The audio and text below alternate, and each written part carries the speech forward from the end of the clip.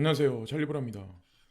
제가 올해 1월 달하고 작년 12월 달에 영상 올린 썸네일을 뒤져보시면 아마 아시겠지만 가장 핵심적인 내용은 뭐냐면 딱 이거예요. 2023년 상승 주도는 중국이다.와 탈달러와의 원년이 될 거다. 2023년이. 그리고 중국 NFT 거래소 뭐 설립했다. 이 얘기하면서 왜 코인은 안 돼? 이 얘기를 했는데 뭐 직접적으로 중국 본토에서 뭐 가상자산을 제도권 수용한다는 얘기는 없었지만 아시겠지만 얼마 전에 뭐 홍콩 어쩌고 저쩌고 하면서 우회적인 오픈을 시사를 분명히 했었죠. 단기적인 트렌드로 끝나진 않을 거라고 이제 전 분명히 이제 생각을 해요. 어쨌건 1월 1일 날 1월 1일 날 이 영상 그래서 보시고 뭐 네오 사신 분들 중에 뭐 수익을 보신 분도 있고 옛날서부터 가지고 계신 분들도 있고 지금까지 물려 계신 분들도 있을 거고 하여튼 모든 분들이 다 마찬가지로 매도가가 아마 중요할 겁니다. 매도가가 여기서 이제 극명하게 차이가 나니까 내가 뭐 얼마 물려 있다 이거는 의미가 없어요. 코인 시장에서 누차 말씀드리지만 자 그리고 딱 지나가고 그래서 어쨌건 단기 급등을 했어요. 제가 아까 캡처했을 때보다 조금 더 상승을 했더라고요. 저는 뭐 중국에서 만약에 밀어준다 그러면은 네오가 가장 강력하다고 이제 생각을 하니까 그리고 급등을 했기 때문에 분명히 급락이 있을 수 있고 조정이 들어가도 급격하게 들어갈 가능성이 있기 때문에 이거를 지금 사는 거는 제가 보기에는 좀 그렇다고 생각하고 어쨌건 뭐 분위기가 나쁘지 않게 그리고 거기다가 미디어가 같이 동조해서 제가 보니까 이틀 전부터 지금 쳐주고 있더라고요. 그러면서 시세도 뭐 근거 있는 뉴스들은 후행해서 분명히 나오긴 하겠지만 이미 작년부터 해가지고 매집을 끝냈을 거예요. 아마 세력이란 사람들은. 예. 개인들은 아마 더 여기서 더 올라가면 거기서부터 이제 매집을 할 텐데 뉴스를 보고 어쨌건 그렇습니다. 지금 현재 상황이 그래서 급등을 한 거는 뭐 매수를 하는 건 제가 보기엔 좀 그런 것 같고 지금 현재 상황에서 코인원이 쏘아 올린 뭐 위믹스 상장, 국내 가상자산 거래소 재상장 움직임 이거를 보고 제가 보니까 국내 그냥 일반적인 투자자들 그냥 대중 투자자들이 중에 거의 한 66%는 여기다 대고 좀 약간 다들 좀 붕괴한다? 좀 화가 많이 나신 것 같더라고요. 뭐 저도 충분히 이해는 하는데 대중이 이거를 디스한다? 이거를 싫어한다고 그래서 바뀌는 건 없어요. 그리고 이 위믹스 코인을 통해서 사실 우리한테 시그널을 되게 많이 줬거든요. 이게 뭐 가격이 코인원에 대상당돼서 얼마 이게 같다는 게 중요한 게 아니라 이 뉴스 자체가 던져주는 의미가 사실 있어요. 예. 그거를 잘 캐치를 하시면 아마 전체 시장을 보시는데 아마 좀 더 큰 프레임을 아마 보실 수 있을 거라고 저는 생각을 해요. 그래서 뭐 지금 현재는 이제 코인원만 상장돼 있는데 여기 보면 빗썸하고 고팍스 등서도 재상장 가능성 거론이라고 여기 나와 있잖아요. 그래서 뭐 야 여기 이거 지금도 못 믿는데 이거 상장시키면 못 믿는다 이렇게 얘기하는데 제가 이제 한 가지만 덧붙여서 한번 얘기해 볼까요? 업비트 있죠 업비트. 업비트. 업비트에서 상폐되면서 가장 크게 부정적인 여파가 있었어요. 야 시간의 프레임에 따라서 문제지 빗썸 고팍스 차별적으로 시차를 두고 상장시키고 업비트도 제가 개인적인 기준에서 봤을 때는 상장을 시킵니다. 결정적인 순간에. 그래서 이거를 뭐 지금 당장 사라는 의미는 아니에요. 뭐 항상 제가 방송에서 말을 하면 대출 받지 마라. 그리고 남의 말 듣고 단순 논리로 그냥 무지성으로 사지 마라. 근데 제가 예전에 막 한참 막 가상자산이 오르고 막 이럴 때 이런 얘기를 중간중간 섞었음에도 불구하고 무지성으로 투자해놓고 본인이 도를 잃으면 그냥 모든 블레임은 그냥 어 저한테 씌우고 아니면 또 다른 뭐 유튜버들한테 뭐 말을 하고 이러지 말자라는 거죠. 계속 말씀드리지만 항상 대출은 받지 마시고 그리고 코인을 투자하려면 공부를 최소한 못해도 제가 3주 이상은 해야 된다. 특정 코인에 관해서 이렇게. 그리고 코인데스크 작년 말까지만 해도 뭐 이 미디어사를 넘긴다. 제네시스 트레이딩 부채로 인해서 파산으로 인해서 DCG가 결국에는 몰락을 할 거고 베리 실버트는 자살을 할 거고 이런 얘기들 이 대중 심리를 교묘히 건드린 이 확대 해석하는 이런 것들 이것도 제가 누차 말씀드리지만 이 코인 데스크가 상을 받았는데 미디어에서 상을 받았는데 여기 이제 뭐 때문에 상을 받았냐면 FTX 파산 사건을 FTX 이 거래소 문제가 이제 불거지는 거에 관해서 제일 먼저 최초 보도했다고. 최초 보도를 가장 먼저 알았던 거는 베리 실버트다. 근데 왜 베리 실버트는 지금 현재 이 시장에 나오지를 않을까? 저한테 이거를 이제 댓글로 물어보시더라고요. 이거는 당연한 거예요. 제가 여기까지만 말씀드릴게요. 더 이상 말씀 안 드리고. 눈치가 있는 사람은 아마 알 거고 모르는 사람은 뭐 모르시는 거, 뭐 그렇게 생각을 할 거고 어쨌건 그걸로 이제 상을 받았다. 코인데스크가. 그리고 에너지 대기업 뭐 사우디 아람코가 웹3 기술 구축을 위해 뭐 드롭그룹에 계약 체결했다.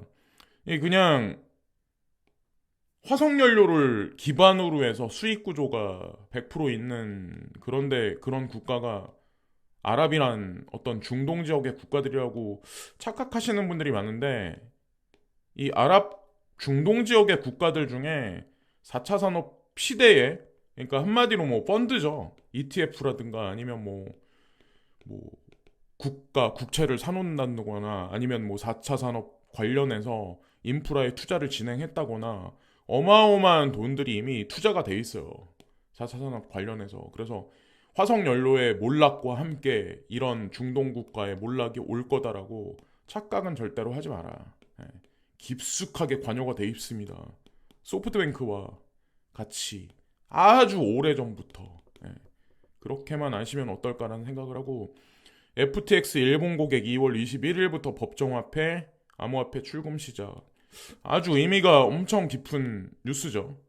진짜 깊은 뉴스예요. 이 기사가 의미하는 바도 엄청 중요한 의미가 있습니다. 회복의 단계 중에 이제 하나이고 홍콩 다가올 암호화폐 라이센싱 뭐 제도 개요 해가지고 사실 이런 거죠. 지금 이제 중국 관련해서 뭐 오픈된다 이런 우회적인 뉴스들이 나오면서 사실 시장을 지금 주도해서 전체적으로 이렇게 흘러가는데 이게 참 되게 바보 같은 생각이 뭐냐면 24,000달러 아래로 내려가면 뭐 10,000달러까지 폭락할 겁니다. 25,000달러를 뚫으면 뭐 지금 30,000달러까지 갑니다. 이 아주 아카데믹한 해석이거든요. 요걸 가지고 이제 마진을 하는 거죠. 보통 잔챙이들이. 근데 쉽지는 않을 거다. 아마 지금 단타하기가. 그래서 뭐 폭락장을 기다리는 사람은 기다리고 폭등장을 기다리는 사람은 기다리겠지만 어쨌건 지금 현재 어떤 포지션이 좋을지는 각자 판단하시고 애플페이 막차, 삼성페이, 네이버페이 손잡았다. 이거랑 이제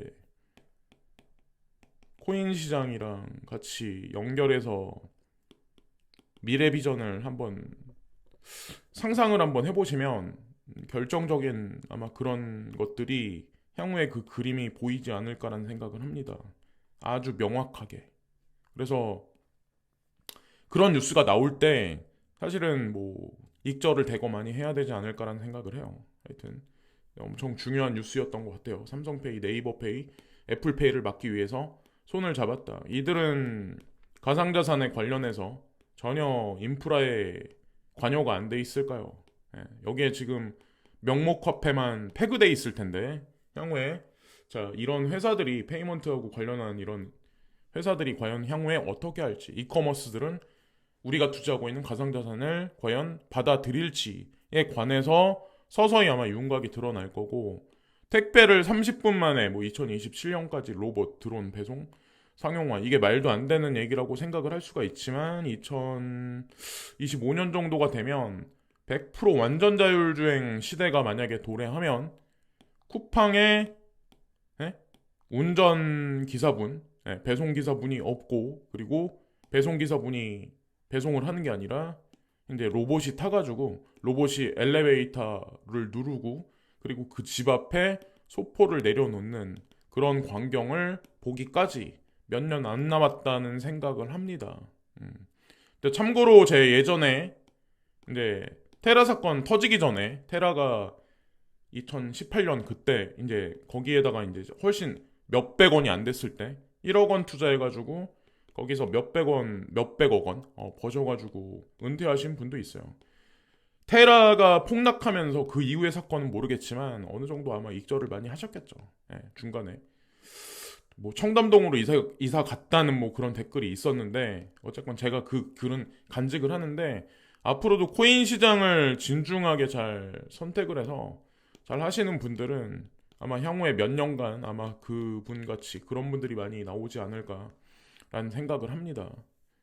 근데 돈이 몇 푼 있다고 그래도 인생에 은퇴는 없어요. 사람들은 뭐 졸업을 한다, 은퇴를 한다. 아니 백날 아침부터 새벽에 일어나가지고 밤늦게까지 게임하면 재밌나? 낚시 좋아하는 사람이 낚시하면 재밌나요? 아니면 유흥 즐기는 사람들이 유흥을 1년 365일 하면 그게 재밌을까요? 거기에 중간에 규칙적인 노동이라는 게 부과됐을 때 이런 레크레이션 뭐 이런 재미들이 뭐 골프 치는 사람 골프 좋아하고 이런 것들이 더 극상하지 않을까요? 머스크 임대료 안 냈다 트위터 뭐 180억 미납해 줄 소송 또 테슬라에 관해서 악재 뉴스가 슬슬 나오기 시작해요. 슬슬 이게 과격하게 나오는 시점이 아마 좋은 시점이라고 저는 생각을 해요. 이런 뉴스가 나오는 거는 3월 달 대비해서 이런 뉴스가 나오는 게 아닐까라는 생각을 합니다. 지금 제가 뭐 시세는 안 봤는데 그냥 뉴스로 감으로 제가 말씀드리는 거고 투자하시는 분들은 그냥 염두에 두셔가지고 뉴스를 해석하시면 될 것 같아요. 그리고 서울시는 2025년까지 수변 감성 도시 30곳을 조성한다. 사람들 지금 뭐 여기서 부동산 뭐 미래 없습니다. 50%더 폭락합니다. 큰 돈은 못 벌더라도 저기 뭐야 어디지? 한남? 그 용산 뭐 몇 지구? 1지구 뭐 한남 뭐 어쩌고 저쩌고 뭐 그 거기를 이제 중심으로 해서 뭐 제가 봤을 때는 그냥 어느 정도 그냥 폭등은 아니더라도 어느 정도 그냥 유지를 하지 않을까. 이게 사실 사회 간접 자본 투자잖아요. 한국은 기축통화국이 아니기 때문에 달러를 엔화를 뭐 위엔화를 파운드화를 찍어낼 수 없잖아요. 그런 구조가 아니잖아요. 그러니까 이런 식으로 해서 경기 부양을 어느 정도 지지를 하는 거죠, 그냥. 뭐 지지 정도겠지만 어쨌건 뭐 공사를 하고 뭐 인프라를 깔고 돈을 우회적으로 쓸어 넣는 거죠. 세금 거둔 걸로. 자, 일에 치이고 부채에 눌리고 삶 만족도 OECD 왜 최하위권일까? OECD 삶의 만족도가 우리나라보다 못 사는 나라들이 엄청 많은데 이게 남의 눈을 의식을 되게 많이 제가 보니까는 한국 사람들은 남의 눈을 의식을 되게 내가 타야 될 진짜 차보다 더 큰 차를 타고 내가 진짜 먹어야 할 음식보다 내가 진짜 가야 할 곳은 모텔인데 의도적으로 호텔을 가고 뭐 아파트 평수도 나는 17평에 살면 딱 맞는 건데 실용적으로 맞는데 굳이 대출을 잔뜩 껴가지고 30평대 아파트에서 거기다가 이제 에너지 가격 갖다 이제 살기 힘든 세상이 오는데 그걸 또 유지를 하고 이런 의식이 이게 사실 더 삶의 만족도를 더 줄이는 게 아닐까라는 생각을 합니다. 오히려 제가 보니까는 뭐 프랑스 사람은 돈이 있고 좀 어느 정도 사회적 지위 있는 사람도 오토바이 있죠 오토바이 뭐 그렇다고 뭐 엄청 뭐 하레이 데이비슨 이런 오토바이 말고 그냥 텍트 같은 거 있죠 이거 타고 여기저기 왔다 갔다 하는 사람도 있어요 되게 유명한 사람인데 하여튼 그렇다는 거죠 우리랑 좀 약간 삶에 대한 그런 게 철학이 좀 약간 다른 부분이 없잖아 있어요 그래서 뭐 인생이야 뭐 각자의 뭐 어떤 그런 거긴 하지만 그렇다는 거죠 너무 막 외형적인 거 명품 막 보여주기식 이거를 쫓다 보면은 한두 끝도 없지 않을까요? 제2의 중국 잡아라 인도 투자 늘리는 슬슬 이제 인도 얘기가 나오죠. 유튜브에는 인도 가면은 안 되는 여행지 뭐 어쩌고 저쩌고 인구만 많지 쓸모없는 사람들이다. 별의 별 얘기 많죠. 근데 제가 누차 말씀드리지만 진짜 한국에서도 머리 좋고 뛰어나고 이런 인재들이 이런데 더 많이 가서 인프라 확장을 하고 고연봉을 받고 거기 가서 또 사업을 하고 먼저 그러지. 여기 방구석에서 앉아가지고 유튜브에서 누가 뭐 여행 갔는데 배 아파가지고 막 빈민가 막 돌고 뭐 안 좋은 얘기 사기당한 거 이런 것만 보면은 아마 이거를 이해를 못 할 거예요. 근데 어차피 예, 뭐 관심이 있으면은 좀 더 찾아보면 이 미래 비전에 관해서 이제 아는 거고, 아닌 분들은 그냥 수박 겉핥기 식으로만 이제 남의 얘기 보고 그걸로 다 이제 해석을 해버리는 거죠. 근데 2030년이 되면 아마 명확하게 윤곽이 정확히 드러날 겁니다. 찰리 브라운이 왜 이런 거에 관해서 주장을 했었는지에 관해서도 결론이 그때 정도에 가면 아마 반드시 나올 겁니다. 그 전부터 슬금슬금 태동을 아마 있겠지만 되게 오랫동안 얘기를 했었던 것 같은데 코인 관련해서도 부자 아빠 기요사키 찰리 먼거 저격 암호화폐 믿는 이유는 이것 때문에 찰리 먼거랑 기요사키란 이분하고 비교가 될 수 있을까요? 예.